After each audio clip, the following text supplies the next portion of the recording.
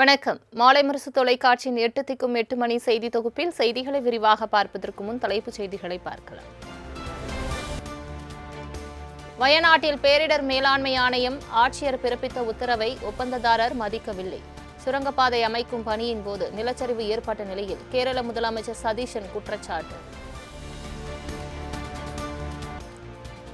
கனமழை காரணமாக கேரள மாநிலம் வயநாட்டை தொடர்ந்து மூணாறிலும் நிலச்சரிவு. முன்கூட்டியே வாகனங்கள் செல்ல தடை விதிக்கப்பட்டதால் அசம்பாவிதம் தவிர்ப்பு.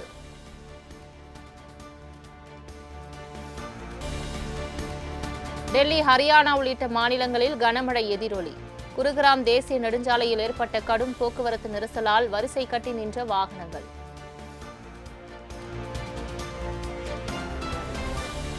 மகாராஷ்டிர மாநிலம் பிவாண்டியில் தண்ணீர் தேங்கியுள்ள சாலையால் ஏற்பட்ட போக்குவரத்து நெரிசலை சரி செய்த ஸ்பைடர்மேன்.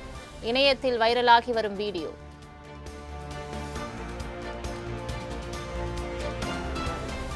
நீலகிரி மாவட்டத்தில் தென்மேற்கு பருவமழை தீவிரம். ஆறுகளில் வெள்ளப்பெருக்கு ஏற்பட்டுள்ளதால் அருகே செல்லக்கூடாது என மாவட்ட ஆட்சியர் வேண்டுகோள்.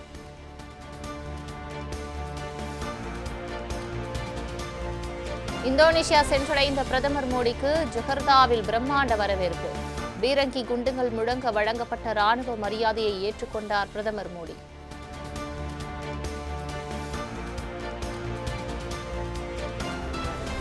இந்தியாவின் பிரமோஸ் மற்றும் ஆஸ்ட்ரா எம்கே ஏவுகணைகளை வாங்கும் ஒப்பந்தத்தில் கையெழுத்திட்டது இந்தோனேஷியா. யுபிஐ பண பரிவர்த்தனை, இரு நாட்டு கடலோர காவல் படைகளும் இணைந்து பணியாற்றுவது. பெங்களூருவில் ஐஐஎம் கல்வி வளாகம் திறக்கவும் ஒப்பந்தம்.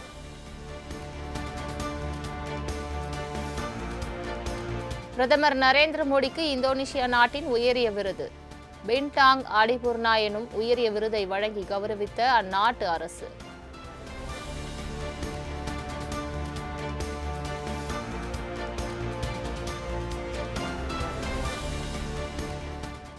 இந்தியாவின் உதவியுடன் இந்தோனேஷியாவுக்கு பிரத்யேக மின்னணு வாக்குப்பதிவு இயந்திரங்களை தயாரிக்க ஒப்பந்தம் கையெழுத்து.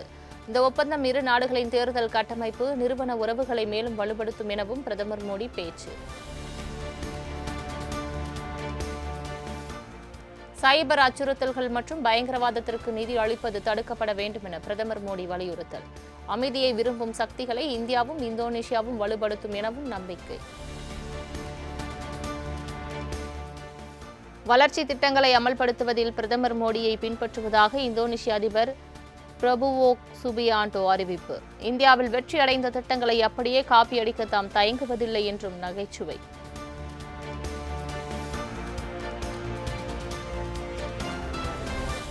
ஹிட்டாச்சி நிறுவனத்துடன் 1000 கோடி ரூபாய் முதலீடுக்கான ஒப்பந்தம் முதலமைச்சர் விஜய் முன்னிலையில் கையெழுத்து.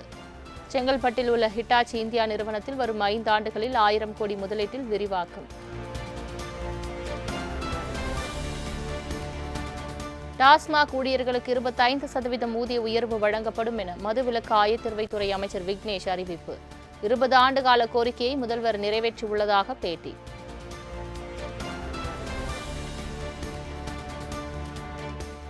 டாஸ்மாகில் இனிமேல் கூடுதல் விலை உள்ளிட்ட குற்றச்சாட்டுகள் எழுந்தால் பணி நீக்கம்தான். மதுபானங்களை அரசு நிர்ணயித்த விலையில் விற்க வேண்டும் என்பதற்காகவே இந்த முன்னெடுப்பு எனவும் அமைச்சர் விக்னேஷ் பேட்டி.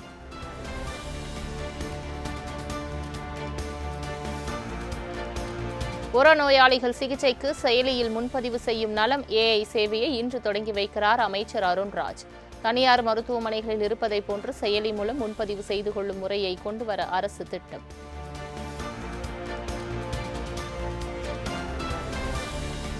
மின்வாரியத்தின் மிக மோசமான நிலைக்கு கடந்த ஆட்சிகால மின்சார கொள்முதல் முறையே காரணம் என அமைச்சர் நிர்மல்குமார் குற்றச்சாட்டு. மின்சாரம் கொள்முதல் கட்டணத்தை குறைக்க தேவையான நடவடிக்கை எடுக்க உள்ளதாகவும் உறுதி.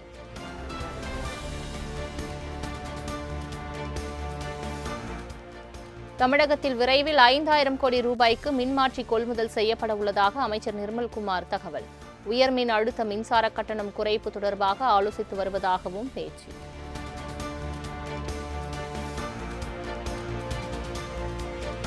ஆன்லைனில் பத்திரப்பதிவு செய்யும் நடைமுறையை செயல்படுத்த அரசாணை வெளியிட்டது தமிழக அரசு. ஆகஸ்ட் 17ஆம் தேதி முதல் எங்கிருந்தாலும் ஆன்லைன் மூலம் பத்திரப்பதிவு செய்யலாம் என அறிவிப்பு.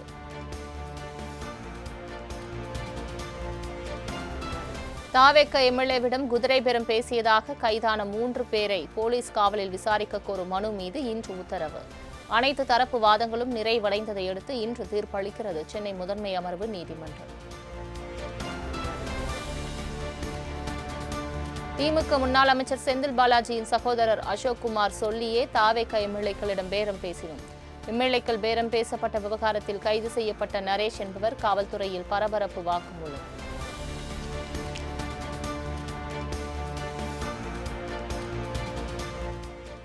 கரூர் விவகாரம் தொடர்பாக பொது வெளிகளில் முதல்வர், அமைச்சர்கள் பேசக்கூடாது என உச்சநீதிமன்றத்தில் திமுக அமைப்பு செயலாளர் RS பாரதி தொடர்ந்த மனு வாபஸ்.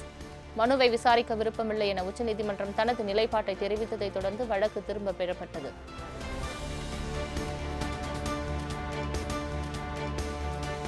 கரூர் கூட்ட நெரிசல் தொடர்பான அமைச்சர் ஆதவ் அர்ஜுனாவின் பேச்சு குறித்து வழக்கு பதிவு செய்ய வேண்டும் என சிபிஐக்கு திமுக சார்பில் கடிதம். முதலமைச்சரின் கரூர் பயணத்தை சிபிஐ கண்காணிக்க வேண்டும் என்றும் கோரிக்கை.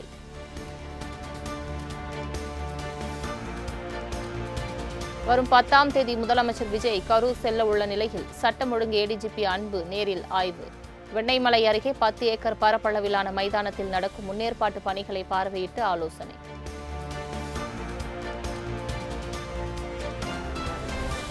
அரசியலில் வெற்றி தோல்வி சகஜம், கவர்ச்சியை நம்பி மக்கள் வாக்களித்து விட்டனர். தாவேக ஆட்சி 5 ஆண்டுகள் நீடிக்காது என அதிமுக நிர்வாகிகள் ஆலோசனை கூட்டத்தில் எடப்பாடி பழனிசாமி பேச்சு.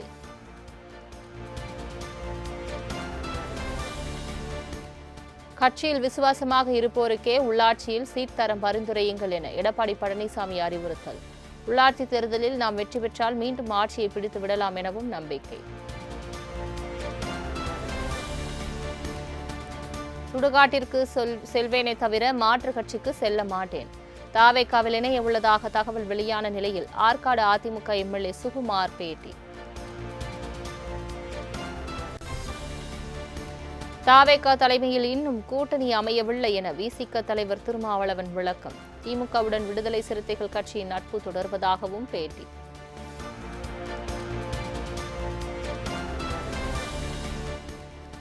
அமைச்சரவையில் இடம்பெற்றாலே அதில் நீங்களும் ஒரு அங்கம்தான், வார்த்தை விளையாட்டு வேண்டாம்.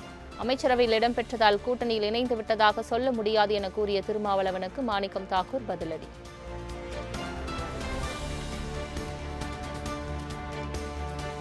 நீர்நிலை ஆக்கிரமிப்புகளை அளக்க தேவைப்படும் பட்சத்தில் காவல்துறை 144 தடை உத்தரவை பயன்படுத்திக் கொள்ளலாம். நீர்நிலை ஆக்கிரமிப்பு தொடர்பான வழக்கில் உயர்நீதிமன்ற மதுரை கிளை அதிரடி உத்தரவு.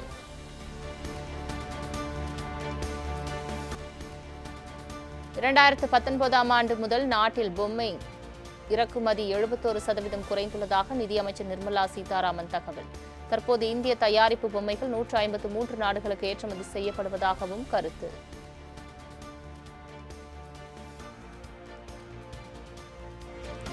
மேற்கு வங்க மாநிலம் கூச்பெஹர் மாவட்டத்தில் மார்க்சிஸ்ட் கம்யூனிஸ்ட் பெண் தலைவர் மீனாட்சி முகர்ஜி கார் மீது முட்டை வீச்சு. காவல்துறையினர் முன்னிலையில் நடந்த சம்பவத்தால் பரபரப்பு.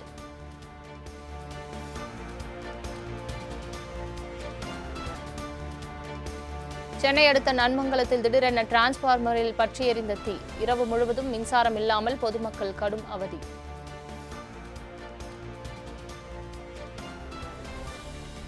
நீட் தேர்வு கட்டணத்தை திரும்ப பெறுவதற்கு விண்ணப்பிப்பதற்கான அவகாசம் மேலும் நீட்டிப்பு. நேற்றுடன் அவகாசம் முடிவடைந்த நிலையில் வரும் 14ஆம் தேதி இரவு வரை விண்ணப்பிக்கலாம் என தேசிய தேர்வு முகமை அறிவிப்பு. கரப்பான்பூச்சி ஜனதா கட்சியின் எக்ஸ் கணக்கு மீதான தடையை நீக்க டெல்லி உயர்நீதிமன்றம் உத்தரவு.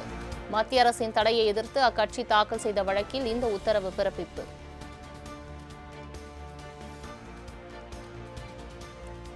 மத்திய பிரதேச மாநிலம் இந்தூரில் பெய்த கனமழையால் திருமண மண்டபத்தை சூழ்ந்த வெள்ளம். தண்ணீருக்குள் மணமகளை மணமகன் தூக்கி செல்லும் காட்சி இணையத்தில் வைரல்.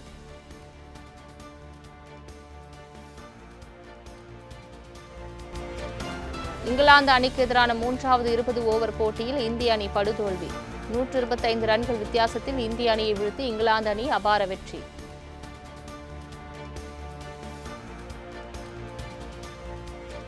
ஃபிஃபா உலகக்கோப்பை கால்பந்து தொடர் ரவுண்ட் ஆஃப் 16இல் நியூசிலாந்து வெற்றி, சுவிட்சர்லாந்து வெற்றி.